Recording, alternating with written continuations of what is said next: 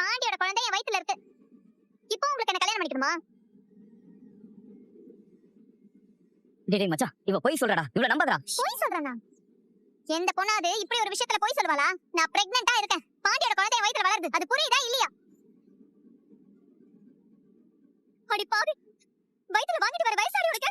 ஏன் இப்படி பண்ண? இப்படி வயித்துல புள்ள வாங்கிட்டு வந்திருக்க வெக்கமா இல்ல உனக்கு? நான் ஏன் வெக்க பண்ணனும்? எனக்கு பாண்டிய பிடிக்கும். பிடிச்சவனோட பிரெக்னன்ட்டா இருக்கேன். இந்த உண்மையை சொல்லாம விட்டுருந்தா இவர் வாழ்க்கை தான் வீணா போயிருக்கும். அத பண்ணிருக்கணும்னு சொல்றியாமா? இங்க பாருங்க, நான் பிரெக்னன்ட்டா இருக்கேன். இத மீறி என்ன கல்யாணம் பண்ணிக்க ஓகேனா சொல்லுங்க. நான் மனமேடையில இங்கேயே உட்கார்றேன். டேய் மச்சான், அவ போய் சொல்றடா ப்ளீஸ்டா. அவ சொல்றத நம்பாதடா. நான் சொல்றத கொஞ்சம் கேளுடா. ஏய், அறிவில்ல உனக்கு? கண்டபடி போய் பேசி. நான் என்ன போய் சொல்ல போறேன்? வா இப்பவே போலாம். ஹாஸ்பிடல் போய் செக் பண்ணலாம். டாக்டர் சொல்லுவாங்க நான் பிரெக்னன்ட்டா இருக்கனா இல்லையான்னு. அப்ப தெரியும் உனக்கு. நான் பாண்டியோட குழந்தையை தான் பெத்தெடுப்பேன். இதெல்லாம் உன் ஃப்ரெண்டுக்கு ஓகேவா?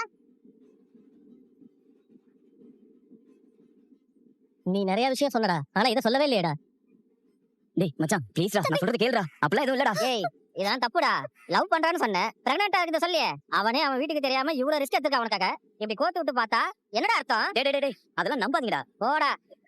விடுடா, வாங்கடா போலாம். டேய் மச்சான்.